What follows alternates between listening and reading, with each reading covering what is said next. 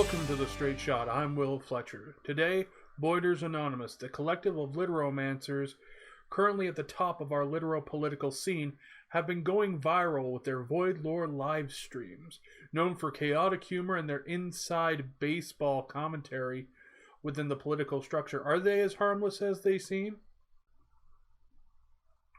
The Metaphysical Voiders. Now, there has been a group coming forward over the litero-political scene being built upon some of our nobles, some of our major houses, and they are finding this popularity in bringing this chaos to the litero-political scene. Now, unfortunately, we have to deal with them at the top. So maybe this is just a thing where it's a safety valve. They're just trying to let down their hair. I wouldn't think so. With power comes responsibility, but also comes some...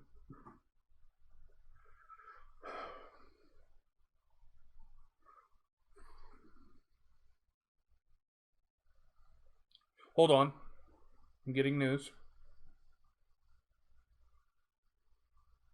Really?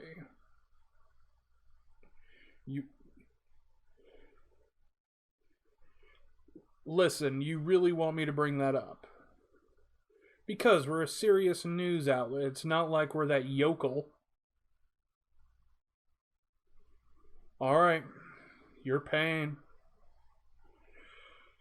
I apologize. It seems that we just got some breaking news, including some of the metaphysical changes, and I will use that in quotes because those who have been so-called touched by the void are claiming metaphysical differences, some of which are those self-describing as abominations, claiming to have tentacles, or sisters described as being similar to the Sarlacc pit of Star Wars fame. We have one who is claiming a crop of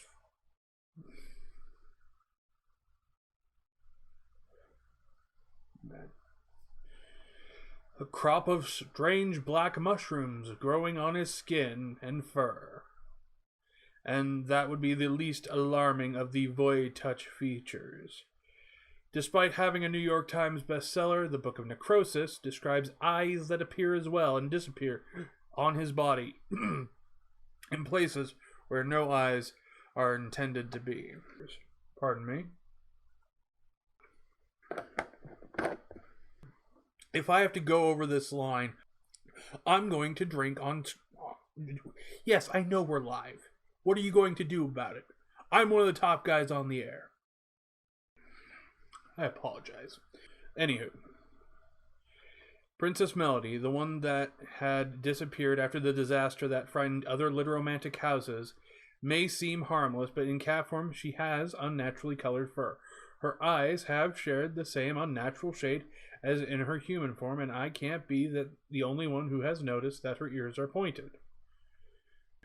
Now, they're joined by two figures we thought we knew. The Great Flame, Eli Quake, and the Mother of Bunnies herself. Eli, since the Chief Rabbit claims they are her siblings, is literally made of fire, or are they? Last, the Mother, the hero of the Second World War, and the linchpin of all this. We all seem to have forgotten that she is the one who has started it, and it is now being told that her own fur glows with a white light, sometimes a sickening one. I do believe we have a problem here with the Voiders. Right now, a lot of nobles are joining the Voiders to simply gain popularity. They're doing it to make their names more known amongst the people. Now, why would they be doing this? You would think that the nobles and those in charge of the major houses would have a lot of leeway. They can do what they want. Maybe that isn't the case.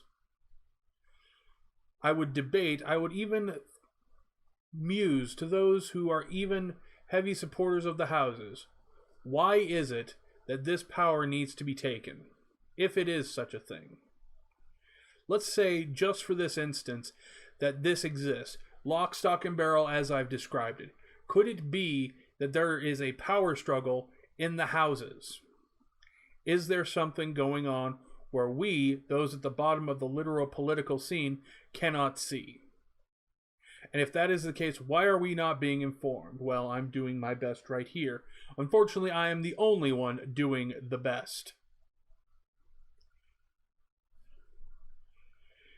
I find that we have some questions that need to be answered, and I will do my best to go forward and bring you the best news from my earpiece, from the notes that I have on my desk, just so you, the people, can understand the situation that we are in. The nobles are trying to find popularity. They're trying to find power. If we take it at face value, there has to be a reason why. I believe the reason why is very simple. We have had 2 major word wars. We've had a few tournaments.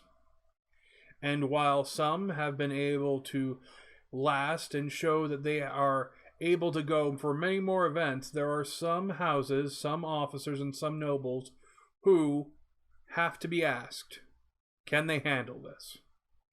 Are they cracking under the pressure? With power comes responsibility, a line we all know. Could it be that with that power, with that responsibility, comes enough pressure that some of these people, some of these nobles, some of these supposed voiders, maybe it's just a sign that they're cracking under the pressure?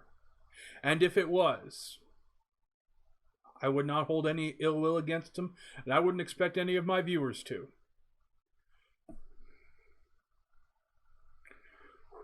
Sorry. What I would expect is that if they are unfit to lead, to bow down with grace, with honor, that they had hoped that they could hold for those houses, for those banners. There's only so many of them. And if they can't handle it, maybe they need to disband their house. In the next few weeks, we'll have more investigative journalism, and I will be here to take you through it all. Firing off again.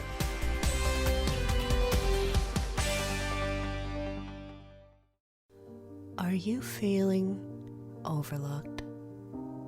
Left behind by the elite? Confused?